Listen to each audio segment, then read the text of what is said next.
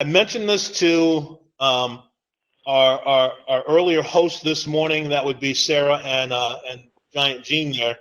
And so here's the controversial statement. Let me put it out there, and I'll look for some of your commentary. We're in the midst of a grand experiment right now. We're in the midst of a grand experiment. In many ways, we are in the heart of a petri dish. And I would also pair that very well with we're also in the midst of a perfect storm.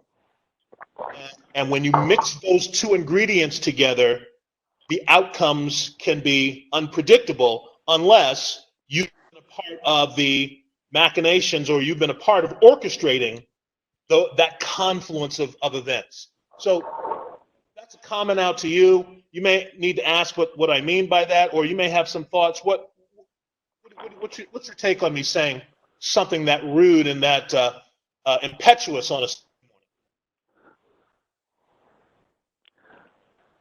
morning? I completely missed the rudeness in that.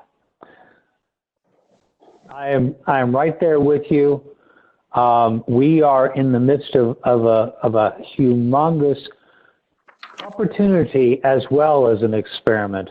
I think that there's going to be a down the line, people are going to look back at 2020 and go, wow, did you ever think Christianity was going to survive that? I think that's part of where we are. And when we're not able to adapt, which is, by the way, part of microevolution, adaptability, if we're not able to adapt, we don't make it. So we're adapting, and I think we're moving in some ways better than other groups are because we're interactive. We're engaging with each other at a distance, but still able to interact with each other. The church in Florida has been doing basically videos, posting videos out, and that's what you watch, and that's church, and you may as well be watching Charles Stanley.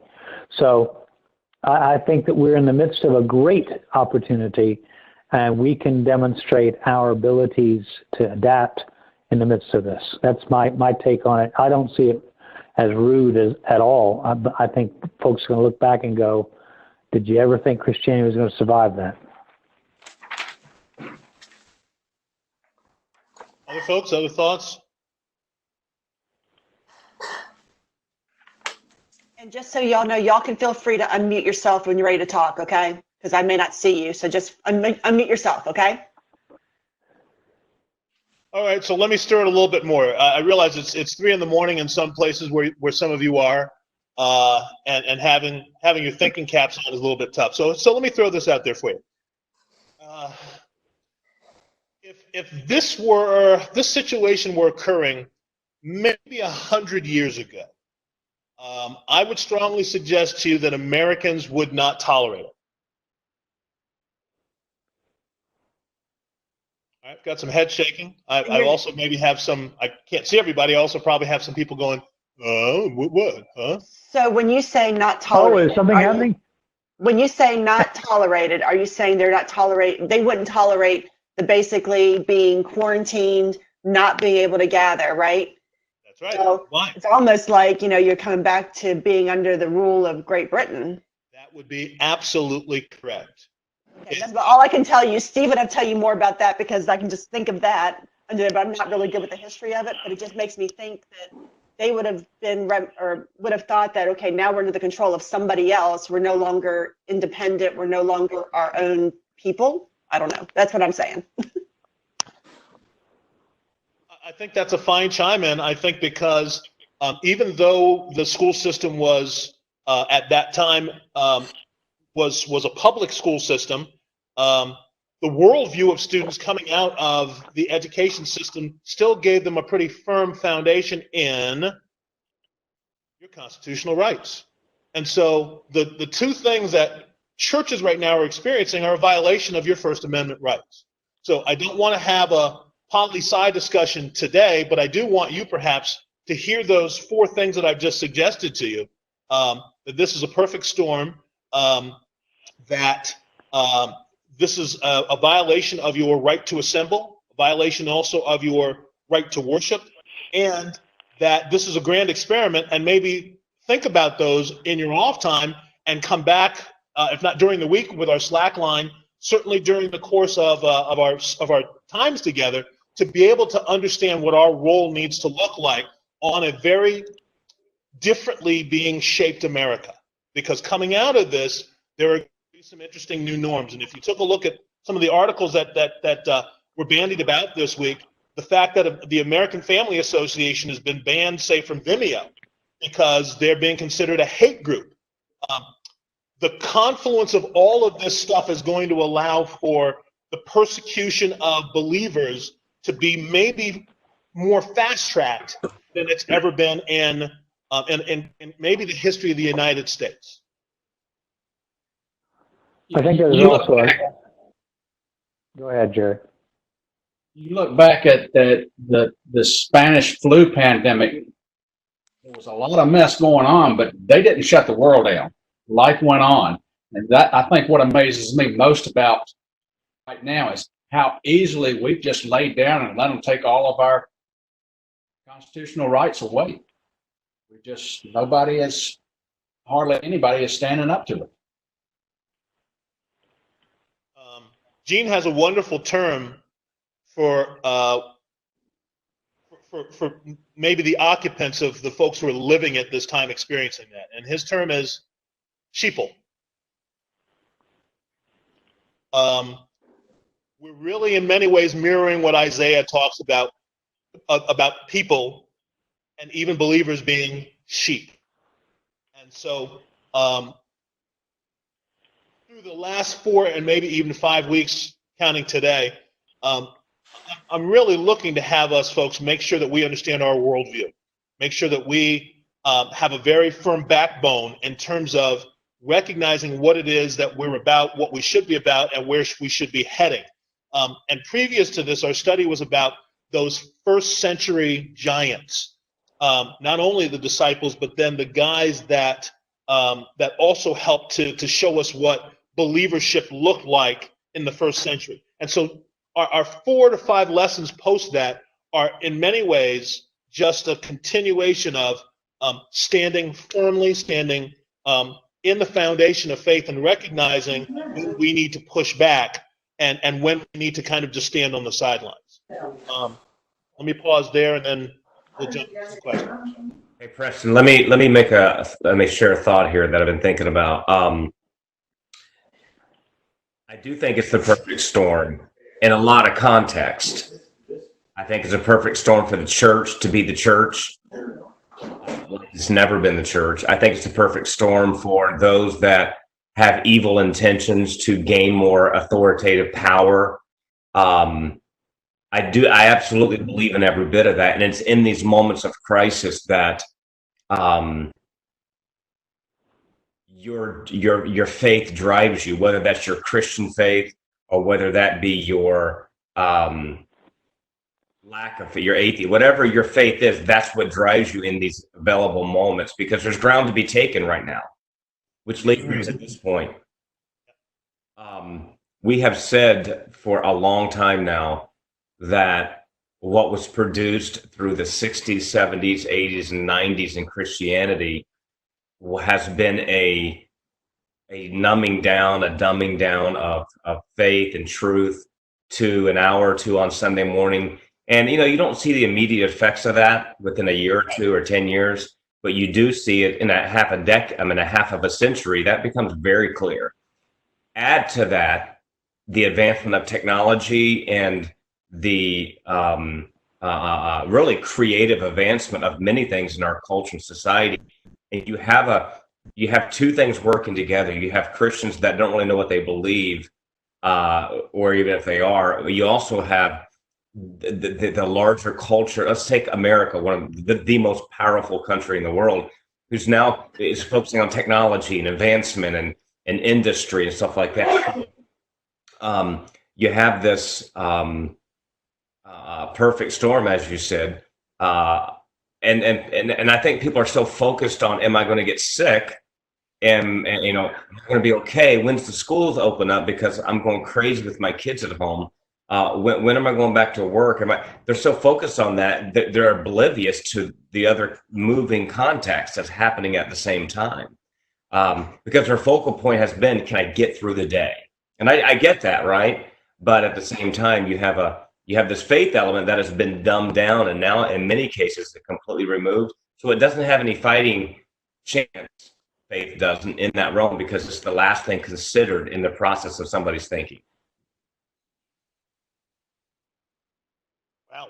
In addition, as Preston was talking about the rising of the persecution that's coming, I mean, the American Family Association being considered a hate group, a terrorist group, actually even, the way that they're going to be approaching Christianity in our country. Now, we're talking about the United States of America. We're talking about our country that was founded on at least a biblical worldview and principles and a Judeo-Christian ethic. Our country is going to become a place where Christianity is going to be persecuted. And in countries where the Christian church is persecuted, there's only one kind of Christian. You don't have the moderate Christian. You don't have the social Christian. You don't have the cultural Christian. You either are or you aren't. And in a persecuted country, and I think we're headed to the place where the folks that have had the superficial type of Christian background and haven't the strength to stand won't. And I think we're headed to a place where that's going to be the new challenge. I think, Gene, it certainly sounds drastic. It sounds tragic. And I know for certain that we're not there yet. But I also didn't think that we would be where we are right now a year ago, let alone 5 years ago. And so That's right. thinking about, where we are right now in 2020, that this is the current predicament, there's no way I could have predicted this at all. And so when I look back on what Gene says, and I look at the brilliant statement that Matt made, when you hear me usually talk about perfect storm, and a perfect storm is kind of that all factors work together for things that you thought would never happen to happen, is kind of what we mean by the perfect storm. There's a whole lot of, and Matt talked about this even though he didn't use the word, and I like the word, so I'm going to use it because I know Sarah will appreciate it. Prestidigitation. Prestidigitation. When I translate that into regular people terms, it's sleight of hand. It's why you like magicians. It's because a good magician never has you looking at the trick. You think you're looking at the trick, but the real trick is being done elsewhere and a different way altogether. And the perfect storm, this confluence of events here, exists so that the believer's focused on the stuff that Matt's talking about. How do I get through my day? I can't wait for things to return to the norm. Meanwhile, on the other hand, there are things that are being lost. There are things that are waning. And if we're not focused on that, the magic trick is going to be poof, it's going to be gone, even though we're embracing the normal or the new norm once things seem to be back in our control again. And so, believer, please be on alert. Part of the reason that we have this lesson this week is because maybe I'm not as smart as a lot of you guys who are participating today, but in my off time, I listen to I do listen to Christian radio, but never music. It's always sermons. It's sermons, or it's teaching, or it's political viewpoints from a Christian perspective. And surprisingly, if not the TV guys, a lot of the radio ministries are teaching about we're on the precipice right now of not just the tribulation, but the great tribulation and the rapture. And that's Hey, kind of what we're going to. Yeah, go ahead. Who's that? It's Angel. Hey, Angel. Can you hear me? Well, for me, I suffer from guilt because I feel like right now is a perfect time for ministry because there's so many people out truly in the street suffering. And there are people, the people that, the homeless, the less than, the people that, live from paycheck to paycheck. Those are the people that typically we would be, ministering to. And I feel like, for me, I would love to be out there ministering to them. But because of Lucky's health, I don't go because I would never want to, endanger him. But I feel like, we're missing that chance. This is a perfect time to be in the street and minister to people because, they're looking for that hope. And they're out there. This is a perfect time for us to be in the street and minister to people because there's never been a better time to minister to people's soul. Um, so, it's kind of both sides of the coin, if you will, because this is a good time and they are vulnerable. They need that hope. Yeah, Angel, I think that your point is a brilliant one too, in that there are a lot of folks, and they may not just be on the street, that don't have comfy homes, don't have access to technology for us to be able to do this highbrow kind of gathering that we're doing. And it's wonderful that the technology is available to those of us that have the means, but there are a lot of folks who don't have the means to be able to do this.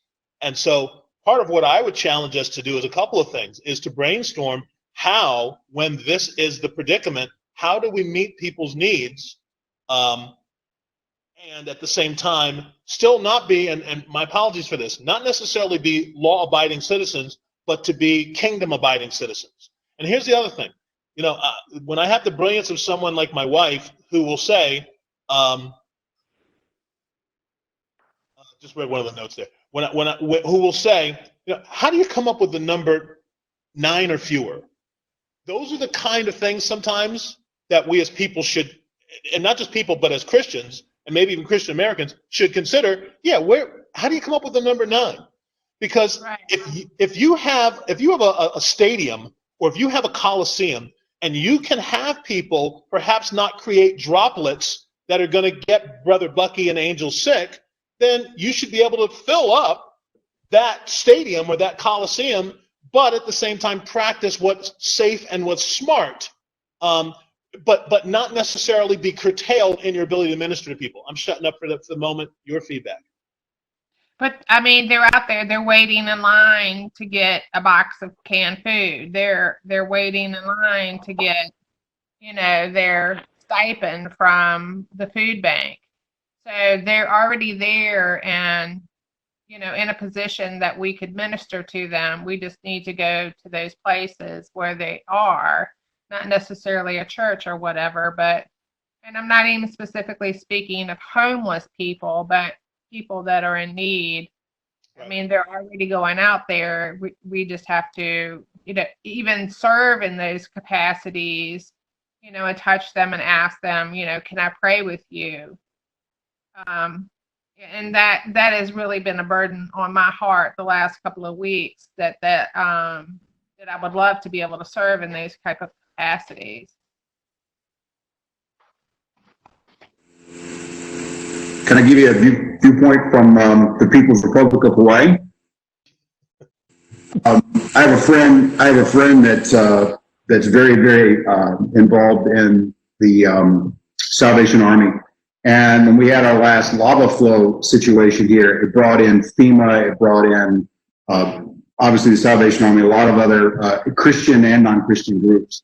And he said in talking to people who had worked internationally on this, that the thing that was different about Hawaii was that the government wanted to run everything. Instead of the county or the state being a player, they wanted to run everything. And I think that's a picture of what we're seeing here. We were shocked back in whenever it was, I guess when Clinton was president, that his wife said it takes a village to raise a child. We were shocked by that. But the reality is, what I see in Hawaii is people here have what they call a plantation mentality. Many people who've lived here for generations grew up on a plantation, and that continues on. And the plantation mentality is somebody will take care of me. I don't really need to think. I don't need to really worry about where I get my whatever from. There's someone that's going to take care of me. And I think we're seeing left and right being demonstrated now in our world. It seems like conservatives are saying, let us free, let us go back to our lives. But the people who have this mentality that Big Brother is going to take care of them are like, no, we need to stay home. The cry room crowd, I call them. And we're seeing it so demonstrated here. Our governor just came out yesterday and extended us for another 30 days. We're not going to have an economy at the end of May. I can tell you that. It's going to be gone. But looking on Facebook, everybody's like, no, we just need to stay home. Guys, we're averaging somewhere between 1 and 5 new cases a day. We have the number is like 1 in 5,000. I mean, we have nothing out here. People are terrible. Right. Because Big Brother tells you to do it, you will do it. And that's just the one other thought I had is used to be people would call their legislators or call the governor or they would write a letter. Now they post on Facebook. I think we have come to understand how insidious social media is in rerouting how people deal with circumstances. You can gripe and complain on Facebook instead of actually saying something to somebody who cares and can do something about it. Bruce's commentary really helps to shed light on what I mean by that confluence of the perfect storm, the grand experiment, that if the government's going to tell you to sit back and let us take care of you and make decisions for you, and we're going to send you things, then it's going to be easier for us to let that happen.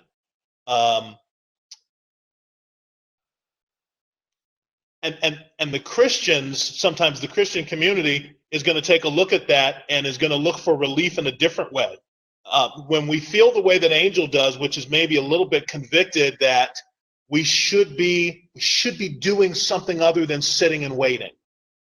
Well, then it gets easy for our leaders to maybe teach us, hey, don't worry about that because the waiting is going to pay off because we're now entering the time of the tribulation / great tribulation. And you know what's going to happen anytime you start talking about those bad boys, the rapture. And so to help ease some of that discomfort, that growing, what's going on around us in the world, it gets easier to teach, well, our salvation is nigh. Our escape from the situation is imminent. So hopefully you've all got the tracking that's going to be part of our study for today. So let's just jump in to our first question. And the study this week is titled Same as He Ever Was, Same as He Ever Was. Which, for those of you that grew up in certain periods of time, that you probably have an earworm going on.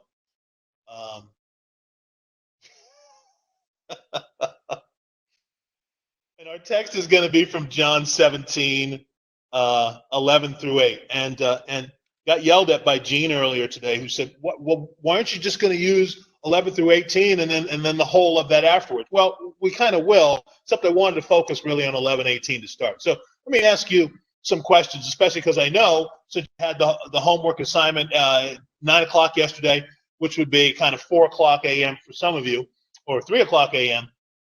First question is going to be, what are some of the themes of the Lord's Prayer in John 17, 11 through 18? And by the way, before we start that, hey, Sarah, can you tell us what you did when you saw question 1 yesterday? Sure. So I'm a little embarrassed to say this because I am an English major. I've been told to read the entire thing, but I did not. When I got to what are the themes of the Lord's Prayer, I stopped right then and there because he wanted us to go to Matthew. So that's where I lived for a little while until Steve's like, I looked this morning and I was like, wait, John? And I'm like, Steve, is the Lord's Prayer in John too? What did I miss? And he's like, no, it's a different Lord's Prayer. I'm like, what? So I had to go read that this morning. I'm like, So I went a completely different route for a little while until my husband corrected me this morning because I went to Matthew first. Totally didn't even read John 17:11-18. So yeah, that was me.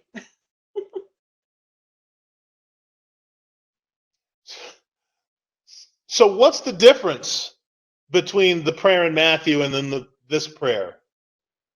So this is, I really got to give my husband credit for this because this was our discussion this morning. I know he's shaking his head at me, but I have to give him, I give him props when he's to get the props. Is that really Matthew is the model prayer, and then John is him actually epitomizing that prayer. So that was the difference that he and I talked about. Yeah. And I think as such, this prayer carries a whole lot more weights in its three parts, because the first part is kind of about his impending situation. The part we're going to focus on is for a specific group of people that may encompass us as well, but then also there's a third part. And so this is how the Lord has discussion. This is how Jesus had discussion with the Father. And sometimes when we get lost in that P word, the P-R-A-Y-E-R word, we think that it's that thing that Gene reminds us is very Shakespearean and very Elizabethan in its presentation. And all we're really looking at is, how does Jesus converse with the Father? That's what prayer really is. And Jesus spent a whole lot of time conversing with the Father. It didn't have a whole lot of thou and theeth and that kind of stuff. It had what's going to happen next. Where should I go? What should I do? Will you do? You said you would do. Let's do. There's a whole lot of that in the prayers that we have that we recognize that Jesus has in conversations with the Father. Okay? So in this particular, go ahead, Gene. I want to go ahead and piggyback on your comments about looking at the entire prayer and the themes we're looking for. The overarching theme for the entire prayer, to me, seems to be, in various ways, in various manners, glorifying the Father.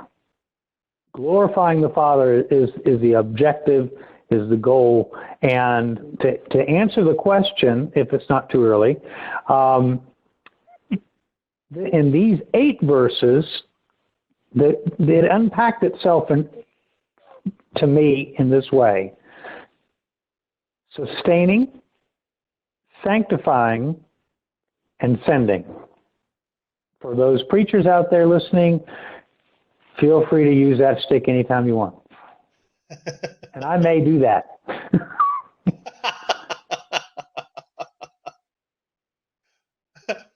Yeah, nothing like a little alliteration for you pastor dudes.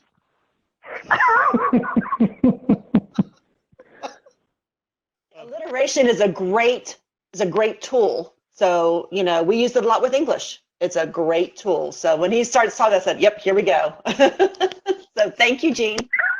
Well, all 3 of our seminary guys, I mean, that's their bread and butter, the 3 S's.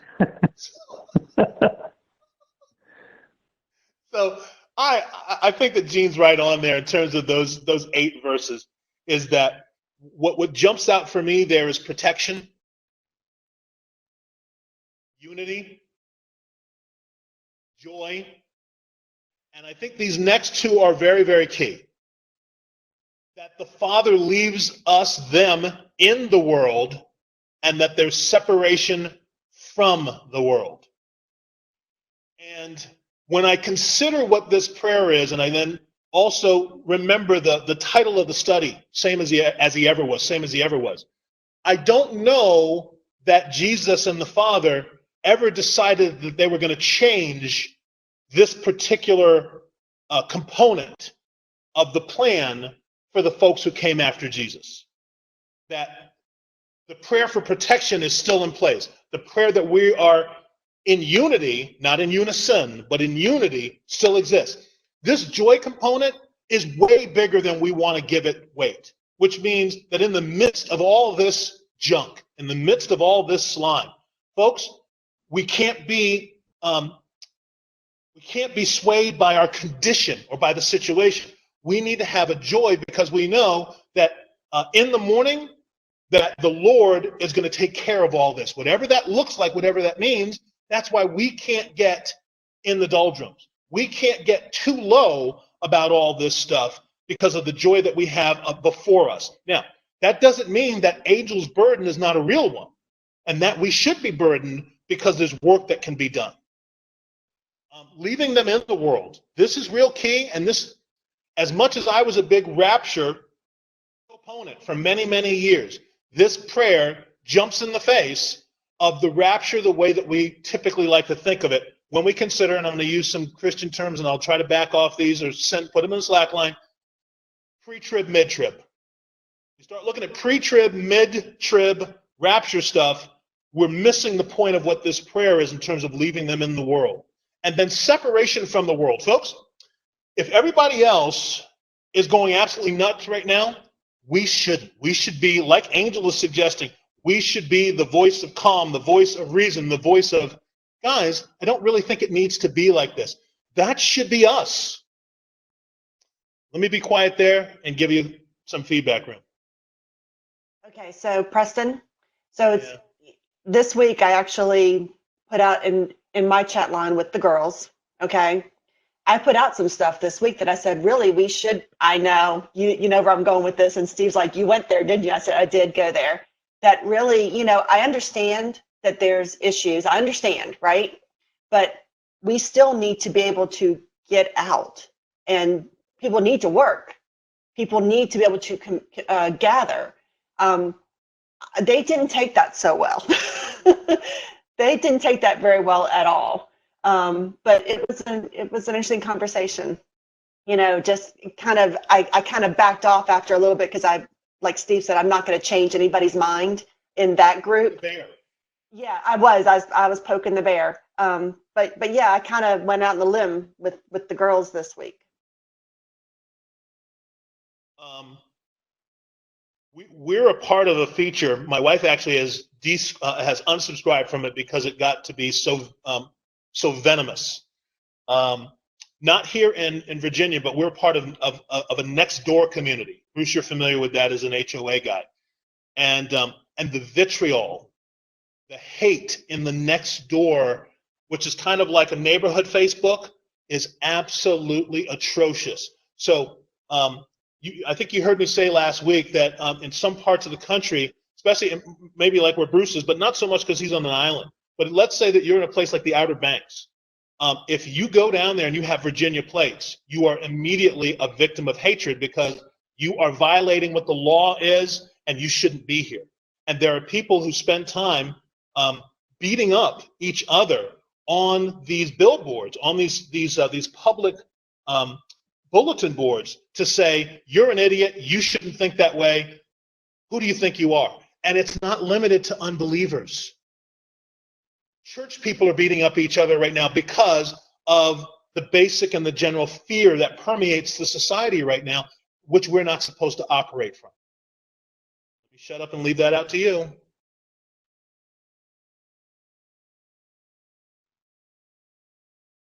Okay. So the next bullet says, what's the importance of these themes? And there might be more to add from that, but Sarah will help fill them in. Protection from distraction and the adversary.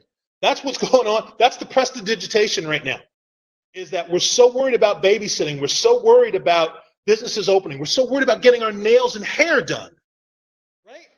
That we're not recognizing that the adversary has a perfect position from which to create devastation for the believer's testimony and for the believers being able to stand. We got so much other stuff that we're paying attention to. The adversary is basically going, yep, all I need to do is outweight you guys. Perfect opportunity. The importance of these, like-mindedness being outcome focused. This goes back to Angel. Angel's heart is hurting right now because even though we get a chance to meet like this, to revitalize, to energize each other, we're not doing the work. What we're doing is maybe we're investing in each other, and that's cool, but that's not the point of what we do. That's what most church country clubs do. That's not what we should be doing. The ever-present, ongoing, regardless of the situation or condition. Sorry, and that actually should have been part of the other one. which means that we're always outcome focused. We're always got a sense of like-mindedness, regardless of the situation and the condition. And that's kind of talking about having a joy, even when we're feeling less than happy. Even when we're feeling sad, that there's a joy that permeates, this really is a terrible moment. Those 8 verses in Jesus's conversation, it talks about our affect and our effectiveness, not only just for the world at large, but even in our own circle. And then I like the last one that jumps out at me about that, peculiarity, effectiveness, and our power source. We're supposed to stand out. We're supposed to look like a little bit like weirdos, not because we're not good citizens, but because we're dual citizens. And we have to operate according to both of our citizenry, not just the citizenry of the world and the citizenry of the United States, but a citizen of the kingdom. And we're acting less like citizens of eternity than we're acting like citizens of not just the United States, but citizens of world fear. Let me pause a moment and give you guys some opportunity to feedback.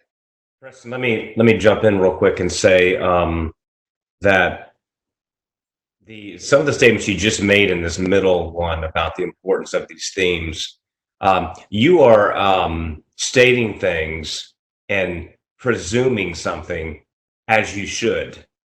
And what that presumption is that those that are believers have a faith that focuses on the outcome focus. What is the like not what am I going to do in this situation? What is God going to do through this situation? And that's how Christians should look at things, because if my faith is where it needs to be, I know he's going to work it out. I know he wins in the end. I know what the Bible says. I get all that. So what do I do in light of this? And I think back to our previous conversation, there are a lot of Christians who are worried about, what does this mean and how's this going to affect? Well, you know how it affects you, even if you get COVID-19 and you die. And we don't want that to happen to anybody. But you're going to heaven. So operate in faith in this moment, knowing that until it's your time, you're not going anywhere. So you can focus on helping and being that model of what a Christian should be. And I think it is exposing how weak our faith is in general across the Christian realm. Because you talk about unbelievers, I'll tell you this. I tend not to be real surprised by anything that an unbeliever does in regards to the way they think or talk or act, as I shouldn't be. I don't like it, but it's the Christian world that tends to, blow my mind. Erica was mentioning a minute ago. You want to share that real quick about the? So last week we alluded to a kind of a funny story about duck riding, and Luke's sitting right there, and that lady, the lady that Preston, you were talking about the next door thing. Erica's on a feed, and somebody went fishing in that same area this week, and with her 2 children, and had permission. And the next thing she knew, there were 2 or 3 police cars in our neighborhood with lights on and sirens coming to talk to her. And she put this long post in there of like, what in the world is going on? And what's interesting is it's probably that same person putting that out who claims to be a Church of God follower. I'm not doubting that. I'm just saying it's, and I've used this analogy for years, and Erica laughs at it because I've used it so much, but it bears repeating. It's like walking into a room in your house and your baby is in there, your 2-year-old child is in there, and they have a full diaper that's dripping, and their nose is running, and they have a butter knife and they're about to stick it in the receptacle, and you walk in and go, "Oh no!" and you run over and start wiping his nose. And it's like, it's so backwards. It's the craziest thing ever to realize what we're focusing on. So I think what you just said there, I think is so powerful. By the way, I struggled with the first section because it wasn't alliterated, so I wasn't able to really pay attention. But but the second section, though, when you talked about let's look at those words: like-mindedness, outcome focused. joy, regardless of situation or condition, your power source, being peculiar, effective. Those are things that should excite Christians in the perfect storm to say, man, God is up to something. Is it uncertain? Is it kind of scary? Yeah, because I don't really understand all the, twinkling of an eye, God comes back. I mean, I'm like, that's going to be, I don't understand it, but I know it's going to be awesome. So I'm going to leave that to God. In the moment, what do I do to grow the kingdom? And I think we presume, let me speak personally. I presume that people's faith would take them there, when in reality, most people's faith are freaked out looking, what am I going to do for the next hour? And get my hair done. You joke about that. I've seen that. Have you not seen that? It's everywhere. When the salons go back up, so I can get my hair done, which I'm cool with that. You should get your hair cut and use deodorant and take showers. I'm for all that. But I'm blown away at the very shallow, the very superficial, shallow approach to all of it. It blows my mind. I'm done. So you mentioned the COVID-19 death factor, and we're not going to erase that there's a possibility of that, but there certainly is a possibility of that in anything that you contract, depending on your body's ability to ward it off, and then the medical, the technicians, their ability to get in and to provide you the therapeutic support that you need to either recover from it or to push it away. But hopefully you're not seeing these studies as just separate things. From our Jonah study a few weeks back, the point of that wasn't necessarily Jonah, nice guy, buddy I'd like to have. The point of the Jonah study was this: even when you try to kill yourself, if the Lord's got something for you to do, you're going to do it. Even when you try to not do what the Lord wants you to do, you're going to do it, and then the Lord may blow you up. But until the Lord says COVID-19 is that's it for you, it ain't it for you.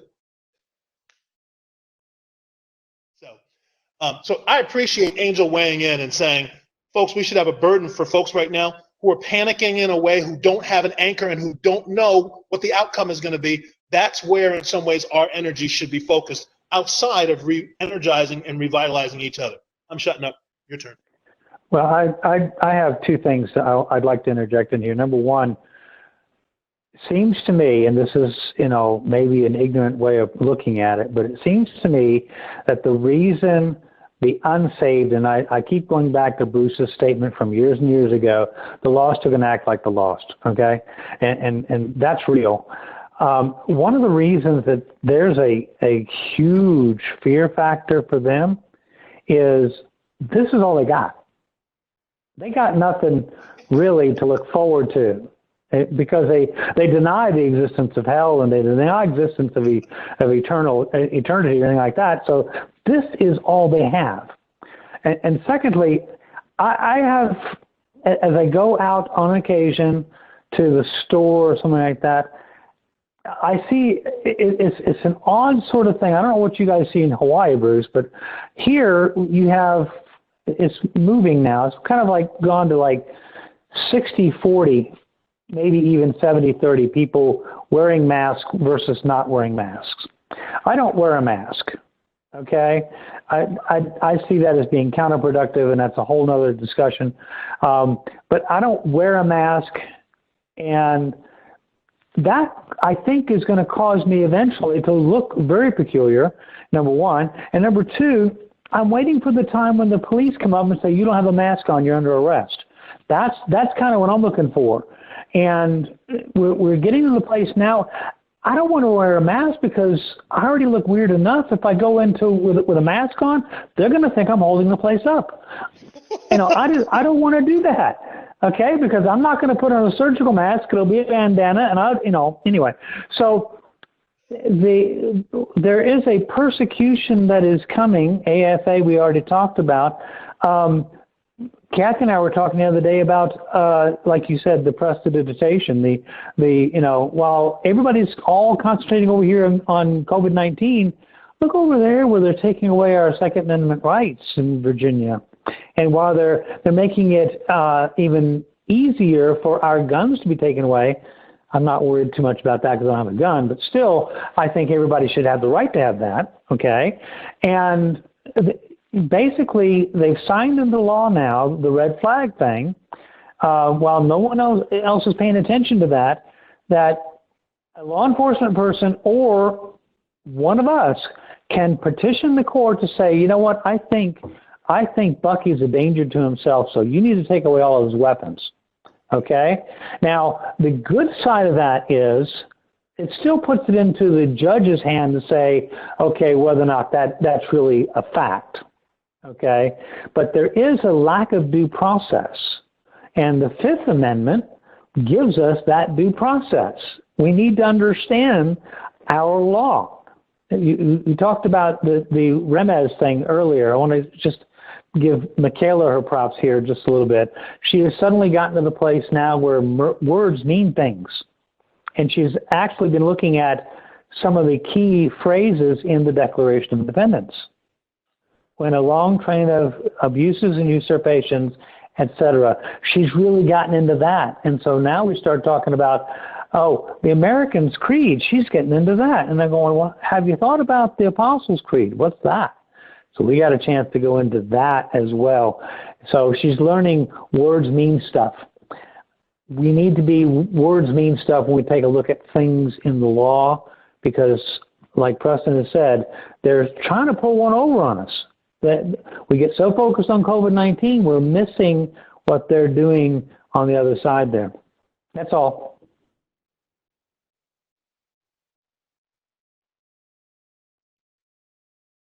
So Steve made an interesting comment last week that really resonated with me as we discussed that Remez concept. And it was such a powerful statement that if you think about it in context, that Jesus throughout the course of not only his ministry, but throughout the course of his life, he was many, many things, but certainly one thing he never was a complainer. And I'm not telling you that my God, why have you forsaken me is a complaining statement, but it certainly under the conditions, it would make sense for that to be something that Jesus could say. That's why we're all pretty comfortable with what it is that we all think that it means. But Steve's comment last week, paraphrase, was that Jesus operated on the cross in the same way he operated during his 3.5 years. And then I asked you, what did you think that means? And so if you take a look at what my answer is, even in the midst of suffering and torture, same as he ever was, Jesus was still ministering, still caring, still forgiving, still guiding, still teaching, still communing, still praying, even on the cross.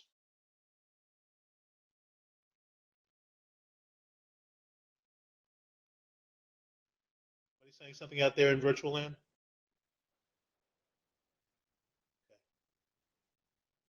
Okay, well, it looks like Sarah's channeling something.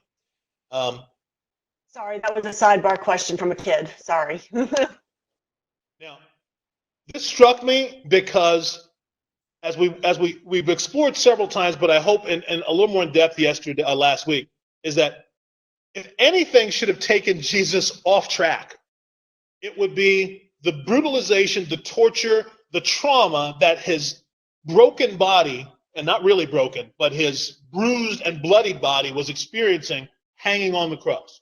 And yet, he was still focused on, and pardon my colloquialism, focused on the main thing. He was still focused on the outcome. And in the midst of the worst situation probably a human being can experience, he was still doing what he had been doing for 3.5 years. Any feedback from you? Any thought? You know, I love that. And it's amazing to me that Steve doesn't really say a lot, but everything he does say is worth repeating every time he does speak. So anyway, awesome, Steve. And then Preston, on that second part there where you mentioned the ministering, caring, forgiving, guiding, teaching, next time if you could alliterate that, that would be awesome. But anyway, it's interesting to me that in that moment of the cross, the perfect storm, so to speak, he knew that he wasn't just staying on track, that was the culmination of his track. It was like, this is why I'm doing what I'm doing. And when I look at where we are as a society, I'm thinking, man, this is a great opportunity for us to do what we do, you know?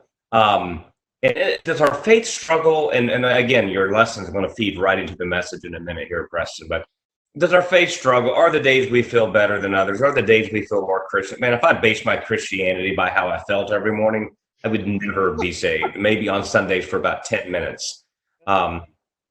But where we are, I think that was a great point that Gene just made about sometimes people freak out because all they have to live for is what's in front of them. Right. And when you're at fear of losing that, it's like, man, there's no hope. But no, this statement here about he's operated the same way. And let's take that a step further, at least chronologically, when he resurrected and came back, he told the disciples, go reach the world. I'm out. And they're like, wait a minute. He just stayed on track. He never was like, because the disciples were overwhelmed by what had just happened. They had a new message of grace, a new way. He didn't overthrow the Roman Empire. So, now he's like, go reach the world. I'm out of Dodge, and I'm going to send you the Holy Spirit. And he leaves, and they're like, if he'd have based his on trackness by calming their emotional questions, he would still be on earth working with us, in bodily form through Christ. So I love that thought, because it is a great example for us that, what? My eternal destiny has not changed. Jesus Christ has not changed. The purpose of the church has not changed. Joy should not change. Unconditional love does not. None of this changes. What is changing is and here's the thing, and then I'll hush. What is changing is our circumstance globally and in America. But guess what? That's always going to be changing. I can't even fathom what the next 5, 10, 20 years, if we're still here, will hold. That's always going to be the case. When I heard my grandfather back in the day talk about, world's coming to an end, these crazy kids are getting tattoos. It's always like we're at the end of the world for every generation. And we're there now. And now I think there's a little more credence to where we are because of some developments with technology and stuff, and prophecy. But the point is, that should exaggerate our mission, not make us withdraw from it. I'm done. Correct. Yeah, I think that's yummy to hear you say on that end, Matt, is that it should help us to consider doing what we're supposed to be doing in an exponential fashion, as opposed to kind of curtailing or reducing our energies. We should be almost doubling them for the cause of the kingdom. And I mean, I'm not. And when I say kingdom, we've certainly talked enough about kingdom business to recognize it's not just this fun philosophical word. We mean the kind of stuff that Angel's talking about: boots on the ground, discipling people, coming alongside people and helping them recognize that there's more than the nail salon, there's more than the bank's reopening, there's more to existence than sending your kids to whatever school or wherever they're supposed to go and having everything back online and civilization up and rolling. That's what we're talking about, is helping people to recognize who their creator is and having them stop worshiping the creation and the loss of that and get back in touch with their creator. That's what we should be doing. And let me say one more thought real quick, because what you said is so powerful, and reverting back to what Angel said, the wave of depression, anxiety, fear, lifestyle needed changes that are going to come out of the pandemic once it does settle and once all this craziness begins to tweak back to normalcy somewhat. The church, listen, that opportunity for the church is huge. It's just going to be huge. And so we've got to look beyond where we are to see what's coming and to pivot and be ready for it. Yep, and we've got to work through our own amounts of that stuff, and that's why we've done a study on Joseph. That's why we've done a study on Jonah. That's why we've done a study on Jesus, to help us to work through our own path of, I feel terrible about all of this, so that we're ready, because the fallout and the new norm is going to present to us different reasons for people being depressed, different reasons for people being impoverished than ever existed before. And the desire for people to have their rudder pointed toward hope has got to come from the only place where hope really perpetually exists, and that's from us. We need to be ready for that. So we need to be overcomers of our own junk. So Preston, Yeah. do we know about the people in our own church? I mean, I think we have some folks in our own church that may not be able to make ends meet. Are we aware of what their situation is at this point? Yeah, I think so, but the other thing, and I've had to actually say this to a few people.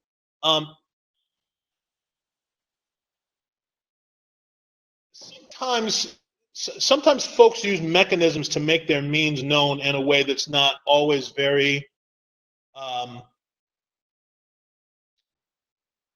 forthright. And so here's what I mean by that. And I appreciate the question, Angel. So let me. I'm going to try to answer this, but let me preface it this way. If you can't reach someone by email, if you can't reach someone by Facebook, if you can't reach someone by streaming, you can do at least two other things. One is, if they have a phone, this ancient piece of technology, dial it and get it to ring on their end and talk to and with them. And then there's this other thing that we've neglected to do over the course of the past 4 or 5 weeks because the government's told us to. Go where they are. Go where they are. So when we've had the opportunity to know what people's needs are, we've tried certainly to address those. But we've also found, certainly in these times, where some of our priorities are and aren't.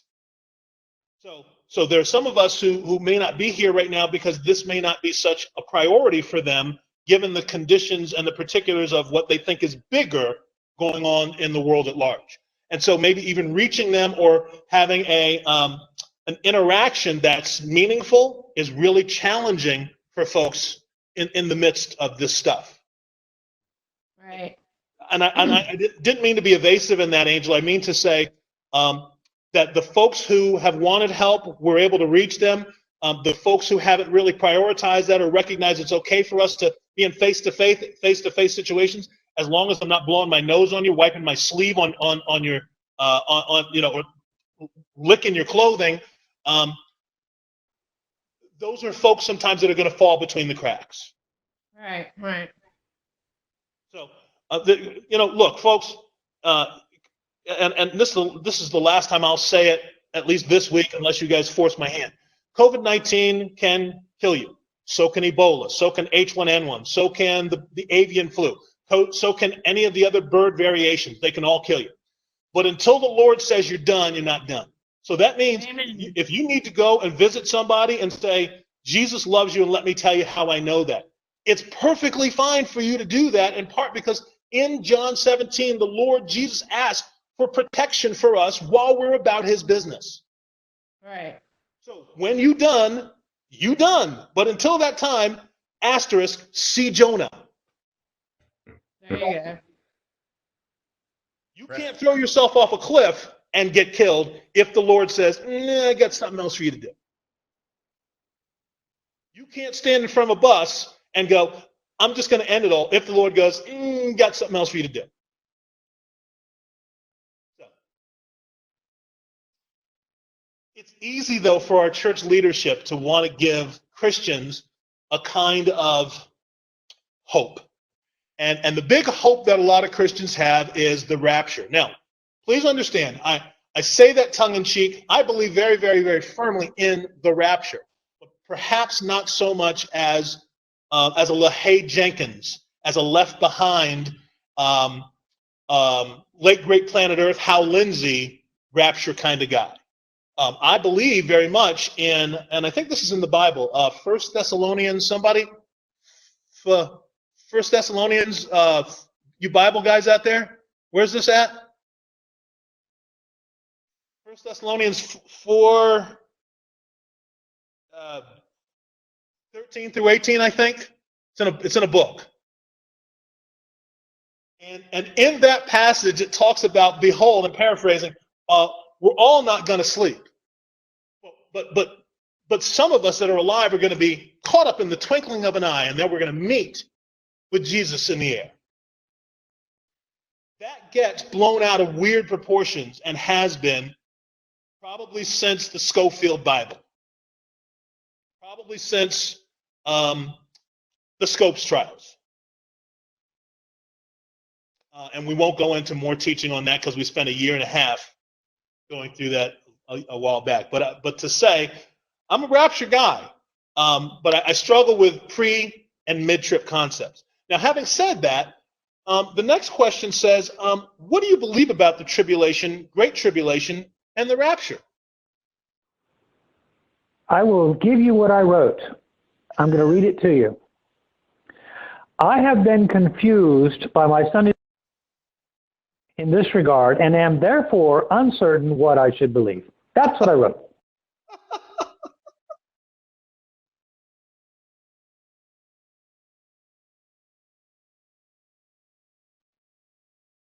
Other as or less confused people?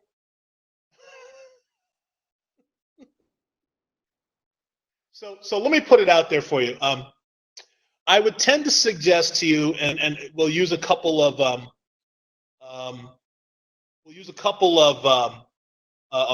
thoughts. A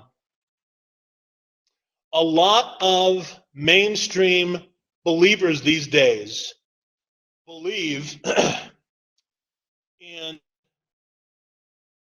pre-trib, mid-trib experience, that the rapture is going to happen with those kind of terminologies. If you are more of what we call a reformed theologist, then you're going to buy into the rapture, but it's a post-tribulation kind of thing, if the tribulation, a trib. And I'm going to back off those cute little church words anyway, okay? So here's kind of what I mean by that. Hey, Sarah, can you plug in? There we go. Okay. So that the tribulation, great tribulation, rapture happen in the last days before Jesus returns. That the tribulation and great tribulation and the rapture create a timeline to alert Christians to Jesus' return. What I think most Christians understand is that the tribulation is a bad time on earth. The great tribulation is the worst time ever on earth. And then the rapture is when Jesus returns and he supernaturally removes his church from the earth. Any additions to that? Any disagreements? Does that seem to make sense in terms of a nutshell? It's not alliterated, but it's pretty good. You know, you can't win with a room full of you people. You can't. So, when we read about this tribulation, great tribulation, and rapture, part of the reason that Brother Gene says that he's confused is because we spent a lot of time talking about the fact that a tribulation and great tribulation, sans rapture, without the rapture, has already occurred. And we won't get into a lot of detail about it, but you can slackline it or send in information during the course of the week. And that occurred probably between about 66 AD and 70 AD. And we had that because Suetonius, Pliny the Lesser, even Josephus all gave us news reports as fairly reliable reporters that suggested that a lot of the aspects described in the Great Tribulation and the Tribulation occurred between those times, 66 AD and 70 AD especially. So if that's the case, and Brother Gene is saying he's a little confused because I think you seminarians, you guys in your studies when you do eschatology, most of it is kind of pre-trib, mid-trib, correct? In your the seminaries that you guys have attended. Okay. And so it feeds right into the Left Behind series. It feeds right into the narrative and the fiction that's there. And so we don't really ask the question, did it ever happen? Because our mindset about the tribulation, the great tribulation, the rapture is it's something that's going to happen. And so that's where some of the confusion comes in, because if it's going to happen, then it really didn't happen. But we have enough information, and I won't dwell on this because we've only got a few minutes left today, because we'll probably need to complete this for next week. We've got instances where there are prophecies, but they kind of happen now and then they happen later, kind of like a now or later. So we see the virgin with child in Isaiah 7:14, but then we also see later the virgin with child in Matthew and Luke. So there are certain prophecies that certain have a now, and then they have a later aspect. And there's certainly a whole cohesion that we can talk about that we won't try to do that today. But my question to you based on that is, if indeed this stuff happened, and I'm firmly grounded that it did happen based on the outside of the Bible reports about what people saw and experienced during the time of 66 AD and 70 AD. If a lot of this already happened, certainly there wasn't a rapture that occurred, then if the Bible's written for us and not to us, why do we work so hard to find ourselves in it? If the Bible's written for us and not to us, why do we work so hard to find ourselves in it? And when I say ourselves, I mean 21st century America, 21st century believers in the world today. That's a simple answer. It is because at our very core, no matter who we are, no matter what our station, it is, no matter what the discussion, always about me. Yes. Yes, sir. Mr. Hawaii? That was actually me just kind of agreeing with Gene, but that's 100% right. People take all the prophecies, all the promises in the Bible, and they internalize them for themselves. And the other part is just to make my one statement about the rapture. Christians want to think everything's going to turn out all right, and we're not going to get hurt. And so that's where we live. I was thinking about that yesterday because I'm going to preach on 2 Chronicles 7:14 next week. I'm thinking about it. And the thing that the Lord put on my heart as I was running yesterday, because it says, if my people who call by my name, I will hear their land. And then I'm running and I'm almost done. And it hit me like a ton of bricks. And I know it was the Holy Spirit saying, what if he doesn't? Right. Boom. I love it, because that's the whole plight of the three Hebrew boys. The whole plight of the Hebrew boys is he can, but what if he doesn't? And even if he doesn't, I'm okay with that. But you're right. Christians like to make a whole cottage industry out of the prayer of Jabez, because in this case, he does. And so we create a whole, if you pray this prayer, if you operate in this way, God's going to rescue you out of it. But John 17 says he's not going to rescue us out of it. He's going to rescue us through it. And that's a lot of what our discussion is going to center on when we pick this up next week. So I'll, if I'm kind enough, I'll send you, or have Sarah work with me and send you the other questions that are based on this, because that's what we're going to talk about. We're going to talk a little bit about God's wrath and talk a little bit about the misconception that the Lord saves people out of stuff as opposed to saving them through stuff. And I'll put this out there for you to wet your whistle, because I like maybe having that happen during the time of now and us next being together. I'll suggest strongly to you that the Lord does save some folks out of a situation as opposed to through. And here's the folks I'm going to suggest to you that he saves them out of. Enoch, Lot, and Elijah. Other than that, and this is where we'll reconvene next week, as we take a look at the wrath of God, I'm going to suggest to you, he doesn't save anybody else out of a situation. It's only through the situation that he saves them in a cataclysmic situation that typically the theme is his wrath. So I'm done taking a look at our time for this week. Your comments, your feedback, we'll pick this up with God's wrath and stuff next week. The floor is yours, folks.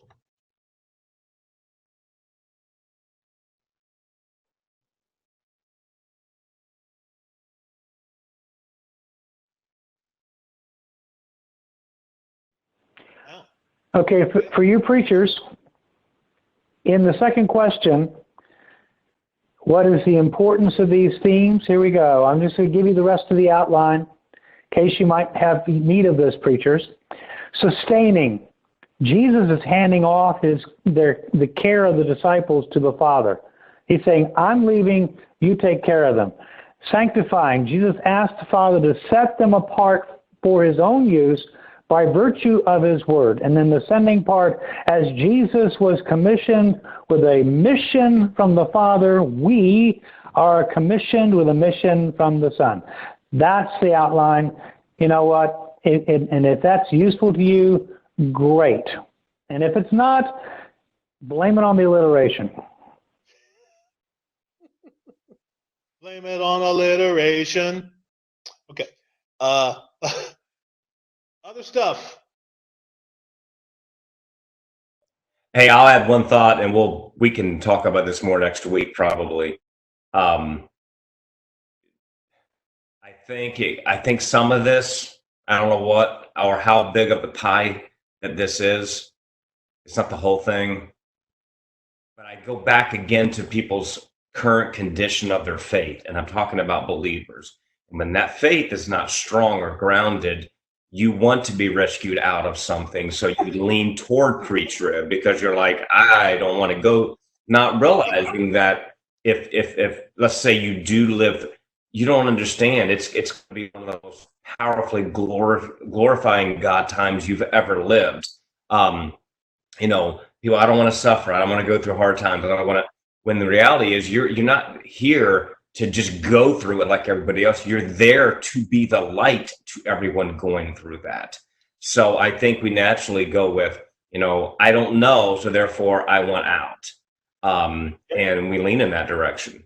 And I want to add one more thing. You said that when Angel talked about ministering to people, you said we could get on the phone, go to them. And I thought to myself, you could, like Press it, you can talk to them. That starts with a T. Or you can text them, or you can go see them, which is travel. It starts with the T also. So I, just wanted to throw that out there too. That's a very holy statement that you just made, and I appreciate you locking us in there, Matt. Folks, as you think about God's wrath for next week, because that's kind of where we're going to start, it's fine for you if you want to bring in the challenge of the flood. You want to bring in the challenge of the Israelites in Egypt. If you want to discuss if those things are being saved out of versus through, come on and bring it. But what this is to help stabilize our faith, our foundation, to have us less worried and more focused on being peculiar, portable people, alliteration for you folks who need it. So that when we come out of this and folks have answers and they are distressed and they are stressed and they are miserable and they are moved to sorrow, that we have an answer because we are anchored and ready for what the new norm is. Seacrest out.